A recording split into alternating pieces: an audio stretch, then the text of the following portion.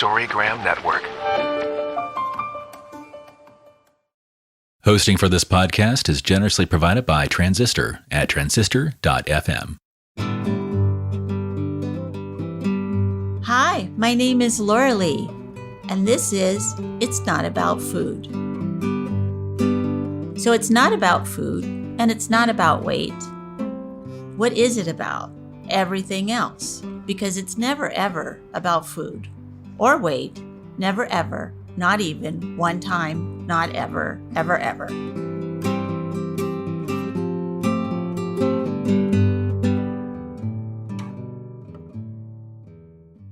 Hello, everyone.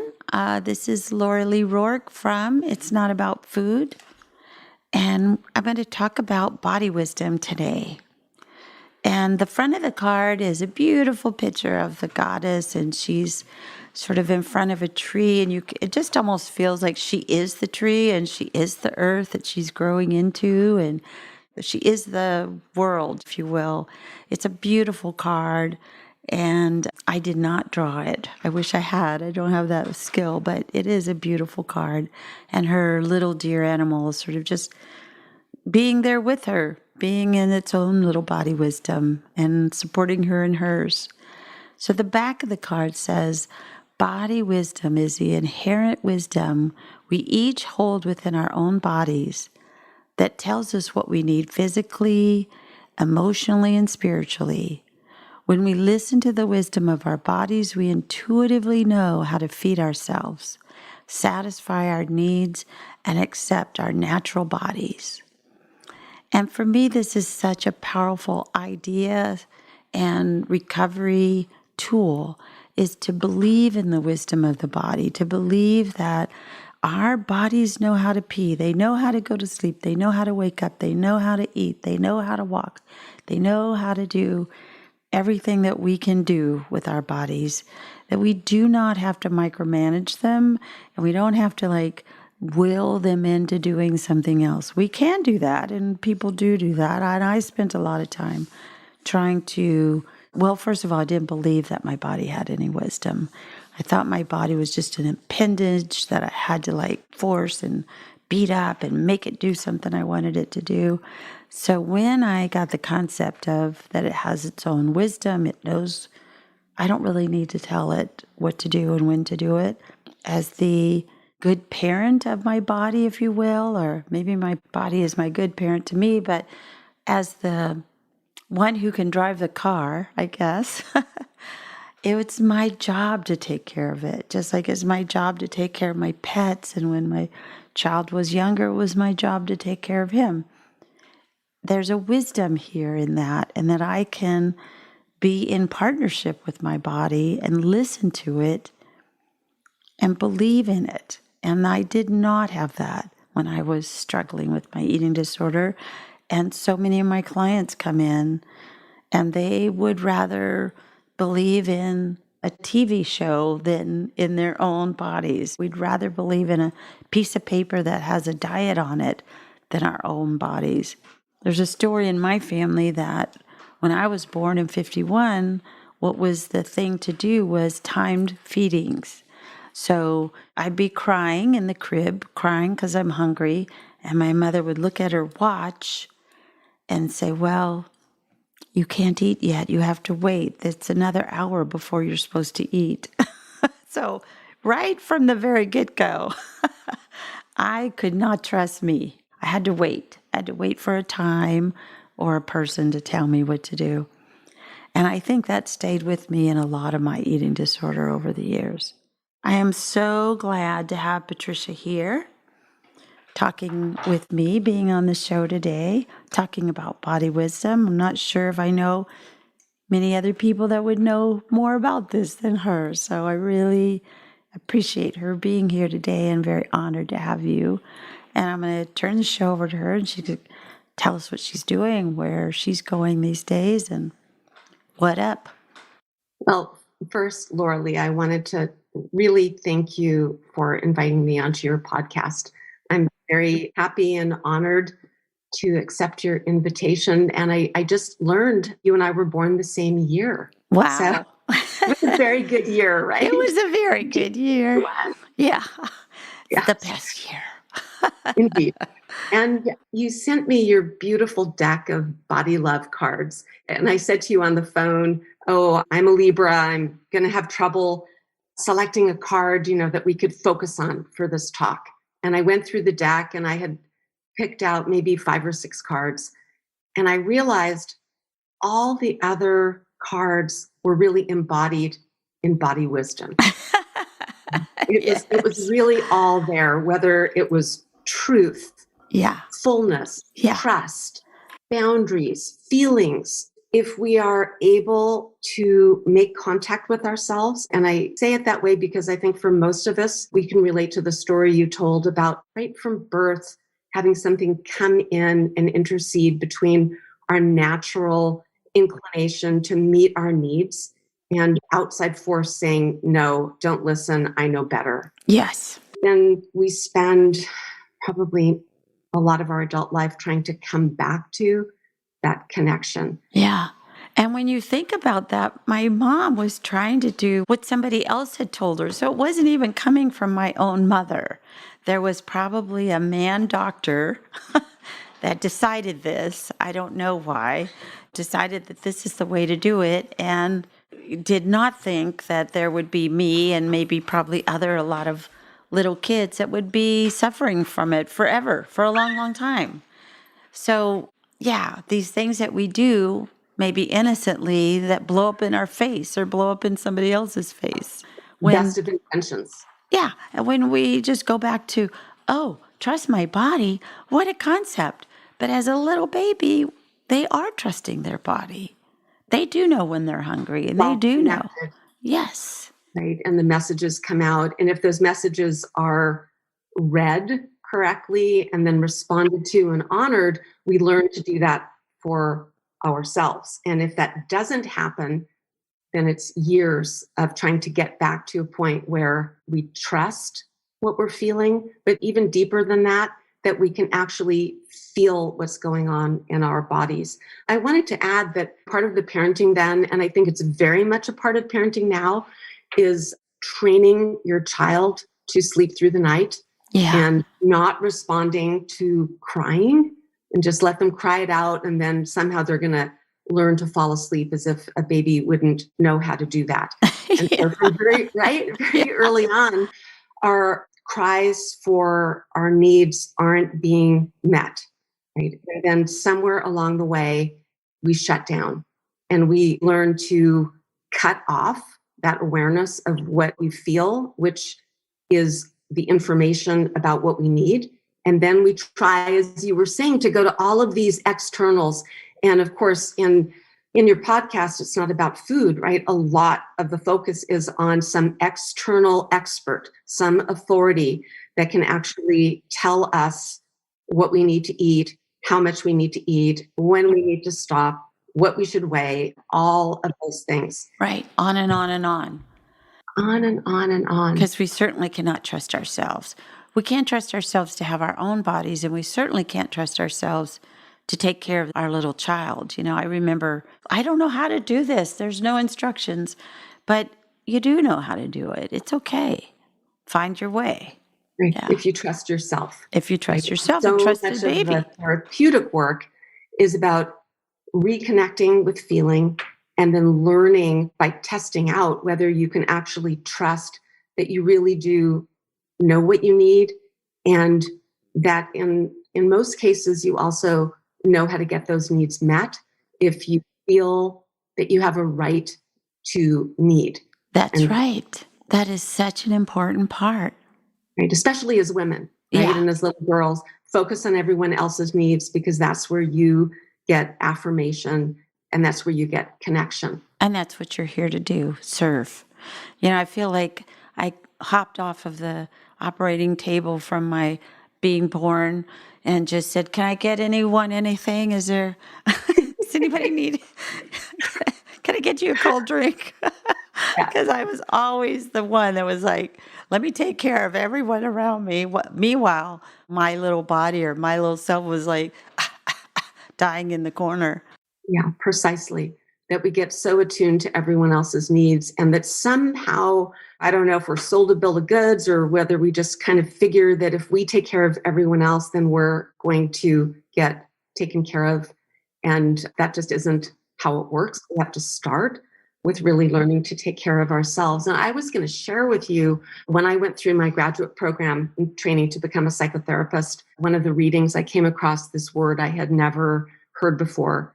Well, it was 2 words. It was interoceptive awareness. Whoa, big Right? word. And I was like, ooh, what is that? Yeah. So it turns out there's this very scientific sounding word that is about our ability to be aware of what is happening in our own bodies.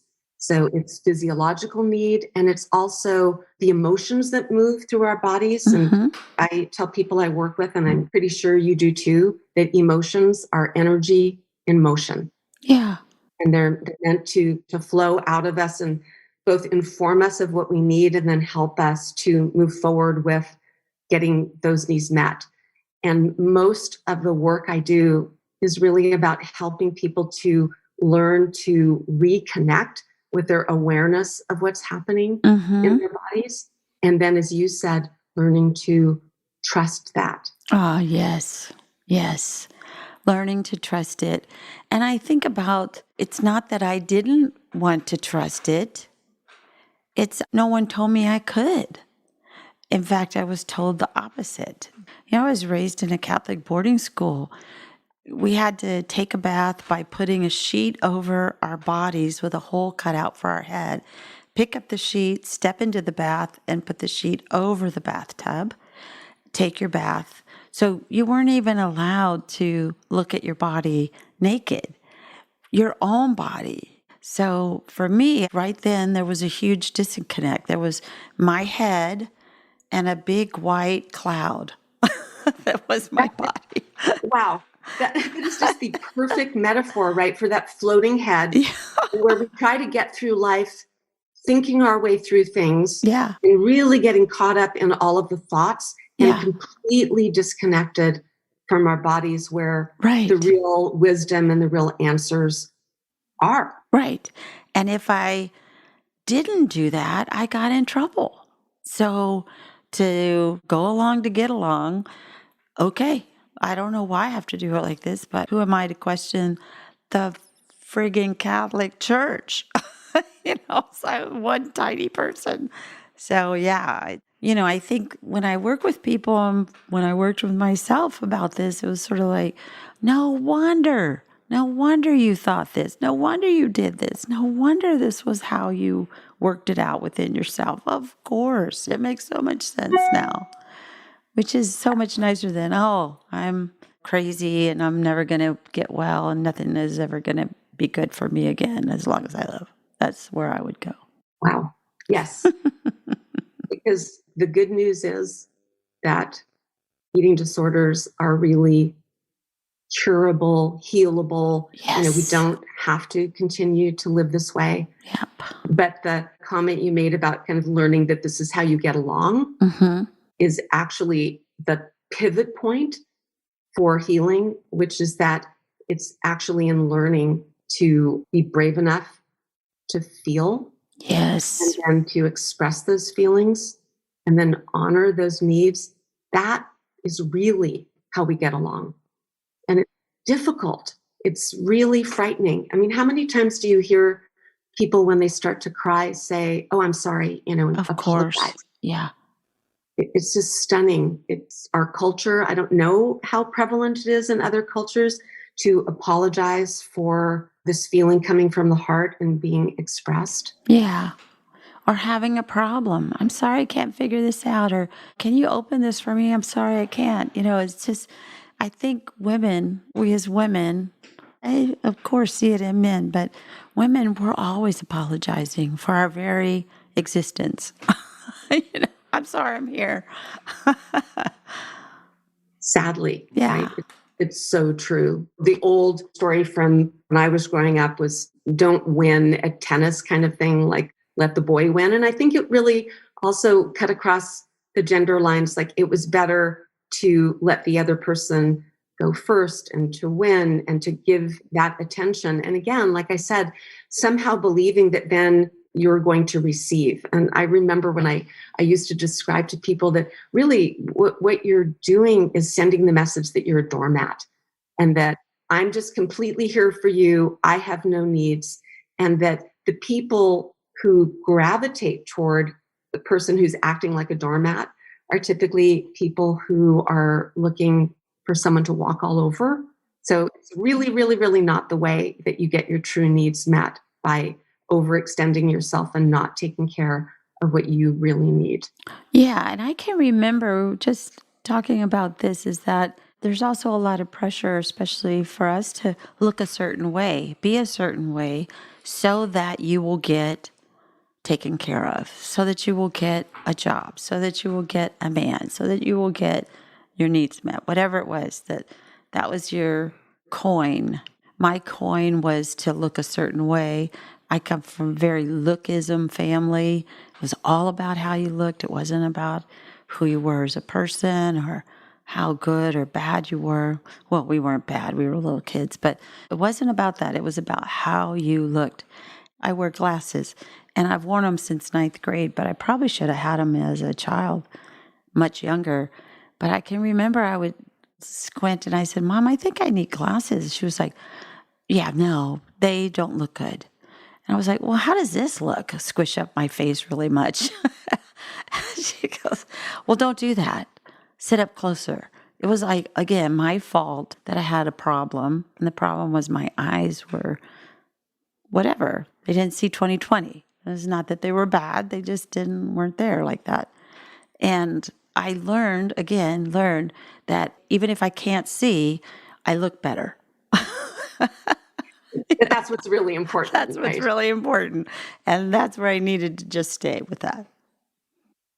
Well, you remind me of something that I've really learned over and over along the way in working with a lot of people, mostly women with eating disorders, is a belief that somehow if you can change your outside Yep. and you can kind of push yourself into some image or some mold, that then you're going to get the attention that you need.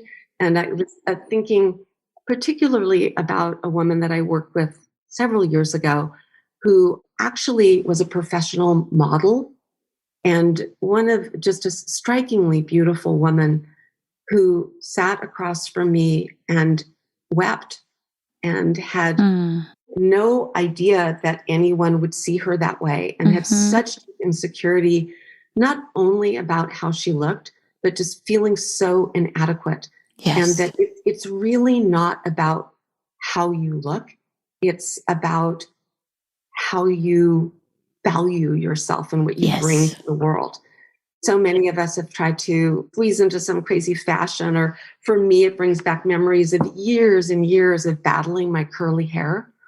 And just, because it was just not in fashion. And when I was younger, my sister actually ironed it on the ironing board, singeing the top of my ears along the way. Yes, But exactly. I mean, that's just, again, it's such a perfect metaphor for trying to be something else rather than fully embracing who you are. And I remember seeing an episode of a television series, and it was called something about curly-headed women.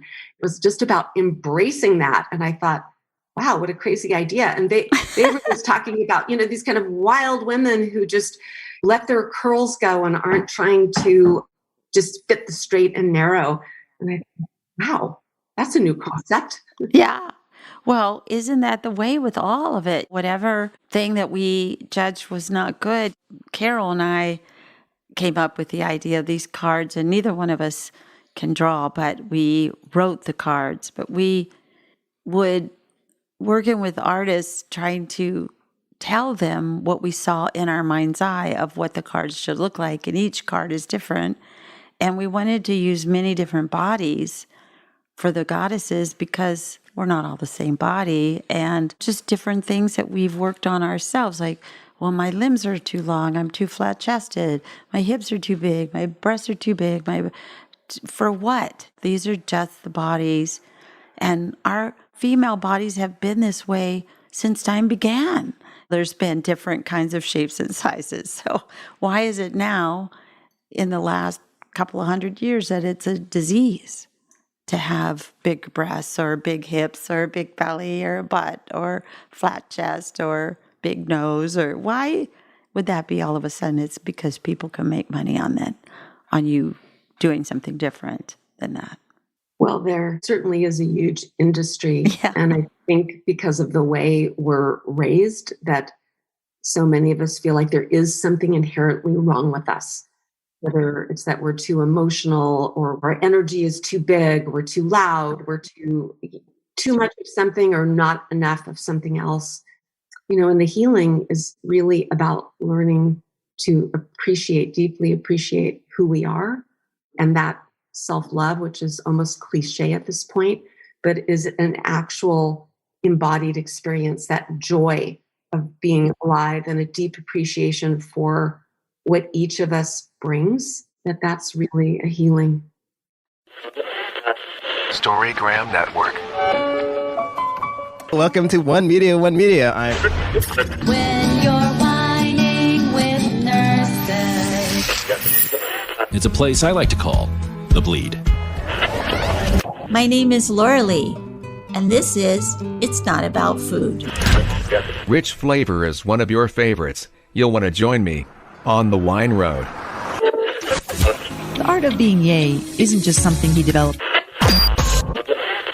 Storygram Network.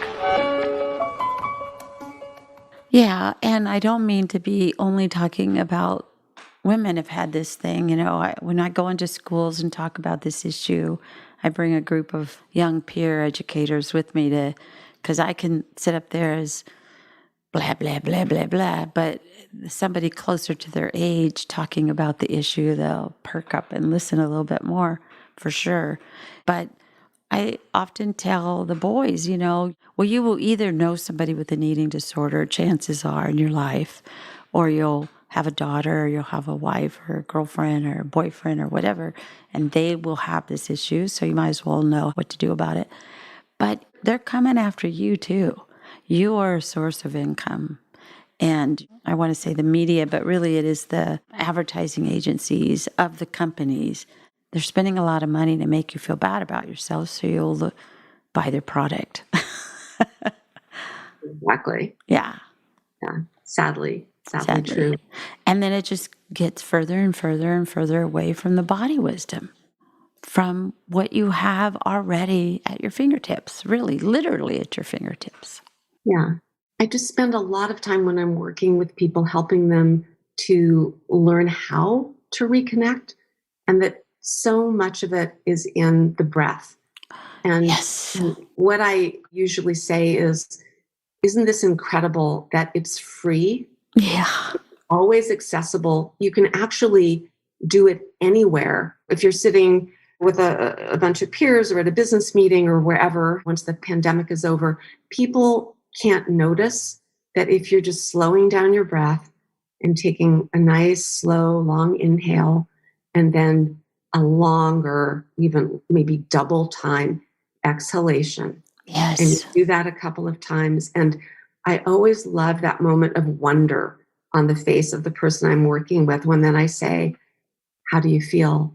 And they feel so much calmer. It really works great, especially for anxiety, Yeah. but even for depression. And when they're in that quiet space that I've heard you talking about also, that's when you can begin to notice your own responses to the world. And whether it's the physical feeling of, I call it like, that's enough, bit of Goldilocks, like it isn't like I'm full, but oh, that's enough. And I remember when my son was growing up, and I really tried to stay out of the way of his relationship with food. And he could be in the midst of putting a bite in his mouth, or even putting it in his mouth, and then he would just get that's enough. And he would, spit it back out because he got the signal and he was so in touch. He would just stop. And I thought, wow, it's amazing. That is incredible. Yeah. I remember thinking the same thing. Like, I remember him at a birthday party, and he was eating a piece of cake. And so I was on a diet, of course, at that time and didn't eat cake. So I was there looking at that cake and he just pushed it away. And I said, aren't you going to eat your cake? And he goes, Mom, there's always cake. I was like, oh yeah, there is always cakes. But to me, that's the last piece of cake you're ever going to eat because you're going to go on a diet tomorrow. That was my mentality. Exactly. If there's always cake, you don't have to finish it. Right. And if there's never cake, you got to eat the whole thing right away and never eat it again. Right. And your little son taking it out going, that's enough, had the full promise of more food whenever he wanted it. Right. Because he felt secure that his needs were going to be met, whether it was responding to him crying or not trying to get him to like finish every bite on the plate. It's like, oh, that's enough. Yes. And the same thing with emotion. Like, I don't know how many times you've heard this. I've lost track for myself of people saying they're afraid to start crying because they'll never stop. They'll never stop. Right. That's the fear. Yes. Because when you've bottled up so much, there is a reservoir of tears. And in the beginning, it's going to flow and flow and flow and flow. And I try to reassure them by saying, in all the years I've been doing this work, more than 40 years, I have literally never had a patient who started crying and couldn't stop. Right. I haven't even read a case study. Right. It might exist, that it has a natural kind of bell curve. And if we just breathe and let the emotion move through us, then we're so liberated because we don't have to push it back down and carry it and the pressure of that and shoving the food in to keep those feelings not only inside, but even from our own awareness. Yes.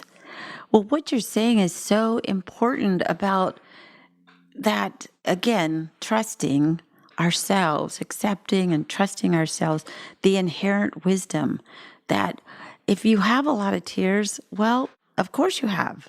Like your minds are like a dog, sort of. It's like cry, cry, cry. Oh, a squirrel. It'll be something else.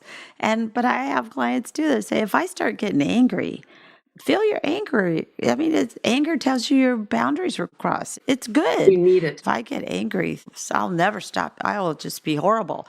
It's like, no, you'll get anger, and then you'll get boredom, and then you'll get joy, and then you'll get fear. And then it's okay, whatever it is. Feel what you feel.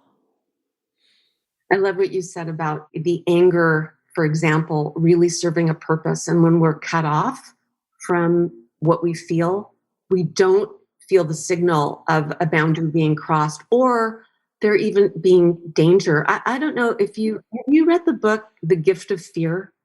No, I've read Feel the Fear and Do It Anyway. Yes. It's along those lines. Well, The Gift of Fear is written by Gavin DeBecker, who's a security specialist. So it's not from a psychological perspective, but he tells these stories because he was a security expert, I think, to the stars and different political figures. And so when people would call on his services, they did it because usually they had some trauma, something had happened, and now they wanted a higher level of protection and security. And as he listened to their stories, he realized there was this pattern where at some point in the story, this person would say, and then I had this feeling. And then the story would go on, essentially that they did it anyway, and something terrible happened because they did have an intuition. They had a sense of the energy around them or what was coming that they just ignored or devalued, and then they had something bad happening. So we need to be able to feel those nuances of energy, or the anger that says this person's in my space, or I don't feel safe, or I feel great with this person. I feel so safe with them. Like, we have to be able to notice that. Yeah, and trust it. Receptive awareness and trust. As you were talking about this security company, so many years ago, I took a course called Awakening the Warrior Within. And she talked about tuning into those intuitive, like, maybe I shouldn't go down that street. Maybe this dark car park is not a good place for me to park. And then come out at 12 o'clock at night and get in my car. To trust those parts of us that know, then obey them, then do what they're asking us to do. Exactly. And it's more than just the cognitive knowing, right? It's a deeper knowing too of the person who thought, I shouldn't go around this corner. Something doesn't feel right. And then you disregard it. And a lot of the work is about being able to discern the difference between the fear that protects you and the fear that you bring with you to do something courageous that really takes you to a new place in your life. Yes. And how do you feel the nuanced difference of the quality of those energies? Right. How do you feel afraid because you're afraid to step into this new arena and become, whatever, or that this is a bad arena for you to step into? What's the difference of that? And again, when I go into schools and I have the peers ask the question, we're going to talk about intuitive eating. Does everybody know what intuitive means? And, I don't know. Like, when you walk into a room, if this is a safe place for you to be or not, right? Does anybody have that feeling? And these are young people. Every one of them will raise their hand. Yeah, I know. I get that. Do you obey it? Do you know? I try to. Sometimes I can't or whatever. So we lose this ability to trust ourselves somehow, and the culture starts to take it away at some point that, no, you have to eat at a certain time. You have to go to school a certain time. You better wake up. We lose all of that at some point, and we have to spend the rest of our lives getting it back. But it's all there when we're little. Yeah. And it's there waiting for us to rediscover. Yeah, it's true. Somewhere, I don't know.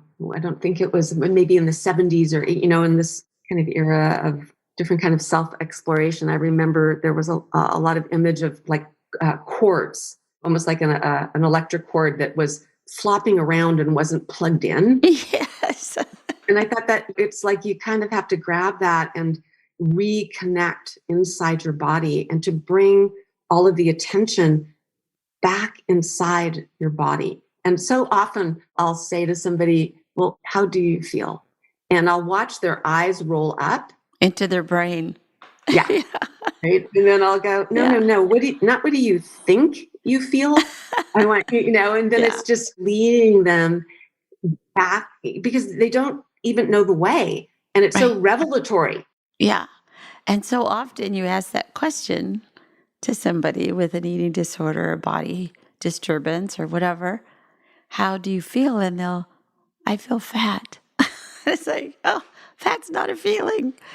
Well, it is the only feeling. And it's like, okay, well, what does that mean? And then you have to go kind of parse that out. But yeah, it's, I feel what? And it's, I don't know. I don't know what I feel. I feel numb. I feel there's nothing. I don't know. And they look up to their brain to get the words because so little of the time we're spending in our body. Exactly. And that idea that when you connect in your body with the feeling, then mostly we use the word as a symbol that we use to communicate what the emotion is. But if you can be connected with the emotion and express it, whether it's in words or a sound or tears or a smile, right? The other person receives that so profoundly. It's so powerful. It's just the difference between feeling like you're talking at someone and making the connection. Yeah. And I think especially these days, so many of us are shut up in our homes and hardly seeing any people and not really feeling enough of a connection with others. We're dealing with a lot of anxiety and depression. So I don't know what you're finding, but I'm always amazed that the connection can be made in space, right? You don't have to be in a shared physical space. Right. You can feel it sometimes in a written letter. Yes. Right? Feel it.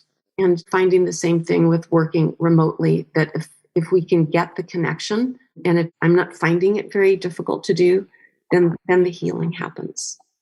This is such a great point, I think, because at first, going on Zoom or remote, I pretty much hated it. Now, my clients probably hated it too, but they wanted to be with me talking about these things. So I dealt with it and would say to others, I just really hate it. I really hate it, really hate it. And then after a point, I thought, stop putting all this energy into hating it. What is kind of cool? Well, what is kind of cool is I get to see their house. They get to see me and I get to see them unplugged, if you will, just wild, feral. Maybe there's a dog in the picture sometimes, or a cat, or a little kid runs by, or it's different. And I have a hard time with different unless I do it. If I make it different, then it's okay. But if it's different on top of me. But yeah, and I feel that sometimes because they are in their comfortable place, in their house, in their jammies, they do feel a little bit more comfortable sometimes, I think. And we're all just trying to deal with this pandemic that is so horribly scary. And what we just went through with 2020 and just the insanity of the end of this presidency. And it just went on and on and on. That any of us lived through that is pretty great. That any of us was ever able to get up and turn on a computer and talk to somebody about it is pretty great. Yeah. The other day, I worked with a new patient, and he's the father of 3 little ones, and he was home with the kids, and he had one was napping, one was roaming around, and I think one was watching something. And we were able to get through a whole session, and he could be home. He never could have made it to my office with the 3 kids. Just wouldn't have worked. So there are some trade-offs, and there were some people who were apprehensive, but by and large, the feedback is that it makes treatment, therapy, healing so much more accessible. Yes. And I exactly. love the things that you said about there's a kind of intimacy about you seeing where they live, they see where you live, and you're not in an office. And I actually wrote an article about this, and I was thinking, I should do some research about it. And I thought, well, when did we start working in offices? That if you think about it, like, why would you do therapy in an office? Right. So I researched, like, well, where did Freud treat his patients, right? Right. That's where. That's it. That's In the a back couch. bedroom of his family home. And they said kids were walking past and just the whole life of where he lived. And then there was this back bedroom that was really full of who he was. It was not the blank slate. It just was, I've never seen a room so full of things that were all really amazing. And I thought, when did it become the medical model where we have to be in an office, and which in some ways is really inhibiting of a kind of intimacy? Well, it is for sure. And how do you work with somebody without being a person too? That's the other thing. It's like we're supposed to be so backed up and protected or something. And I understand the ethical part about that. But I'd much rather have a doctor or a therapist or a dentist or somebody that's going to be helping me that would go, it's hard for me to floss every day too. It just makes me feel better. Be a real person. Be a real person. Yeah. I'm just not a talking head, and they're not a talking head, that we're actually getting into the thick of things, if you will. I'm going to carry that image that you created. I mean, that just really struck me. I actually didn't know about the thing with the sheet with the hole in it. And it is just the perfect, you might need a card for, the other side of body love, Yeah. Body hate. Yeah. With this disconnection. Oh, for sure. Right? We're so alienated, and our bodies are the enemy, and our body's needs are, that's the other thing. It's like they're an imposition. Like, I'll have people I'm working with that just, I'm so much trouble. Why do I have to be like this? I'm just so needy. Yeah. My favorite, least favorite words, right? And then turning that into, well, do you mean you have needs? And what's the difference between having a need and needy? Right? And there's an ocean of exploration in there. But you think about how we've been taught, again, as women, but also as men, humans, the body is something to overcome. I don't know whether it's our religious background or the cult that we've all lived in or whatever, but that the body is not okay. And a woman's body, I grew up in a time when you had your period, you should just be staying over here sitting down. Don't even exercise. And don't be wearing this color clothes. And don't just try not to be around anyone and infect anybody with your stuff. It's just so insane. And women couldn't go up on the altar, because they were unclean, and just on and on and on, these generational ideas about the body. And no wonder we get away from our body wisdom. No wonder. It's been shamed and blamed and burned at the stake. We've just really had a hard time being with our bodies because they've had so much stuff put on them. Listening to you, I had another thought, which has to do with food, and this way that food becomes a substitute to take care of all of these needs, and some really different needs, whether it's to shut your feelings down, or you get fat to express that you're really angry because someone in your life doesn't want you to be fat. Right. Or get really thin so you disappear. Yeah. Mm-hmm. And even more than that, it's when we have had our trust really betrayed, and it's way too risky to go to a person when we feel vulnerable. And so the food feels so safe, right? It can take care of me, and I don't have to risk being put down or not being understood or being ignored or all of those things. And so I'm sure all of us who work in this area are striving to find out what is the need in that moment, and how to grant yourself permission to actually seek getting that need met, and trying, and if it doesn't work there, call someone else, reach out in another way, because your needs don't go away. And if they go underground or get kind of lodged inside and depressed inside of us, they're going to come out as symptoms. Yeah. If we're taught that, like so many of us, if we're taught, so many of my clients, so many of the people I know, that your needs will actually never be met. So why even have them? And I think of Shannon Myers, who worked with Beyond Hunger for a long time, would say, we were such smart little girls to come up with this way of taking care of ourselves that, maybe we didn't get our needs met, even if we had great parents. They just can't be everything to us. They're not gods. They're not able to. They're humans too. So aren't we smart to, candy will make me feel better. So there's part of us that goes, I have a big feeling. My knee-jerk reaction is to eat candy. Candy is dandy. It's not anything wrong with it. But it's not the only thing that we can eat if we feel hungry. And if we feel sad, maybe we get to cry. But we didn't know that as these little kids. We had to just suck it up and be little soldiers. Very well said. So right now you have a great area that you can just talk about whatever you want to talk about, like whatever you would like to promote. And I wonder if you would like to share some stuff that you're doing that you want to put out in the universe and let more people know about. Well, I would say what I want to really convey is that there is true healing that is possible with treatment. And I feel like it isn't said enough, and there are so many different approaches to dealing with disordered eating that might say this is something you'll have all your life. You have to control it. You have to manage it. It's just, I don't know. It's just, it doesn't go away.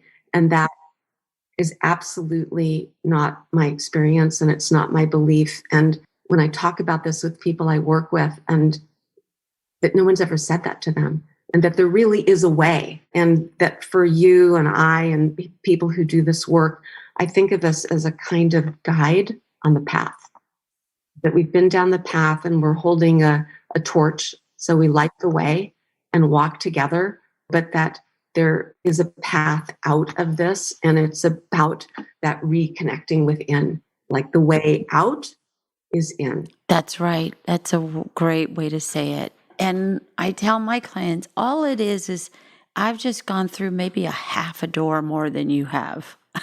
And I'm just telling you, we can go through this door. The door is open. We can go. Let's You go. know that terrain. Exactly.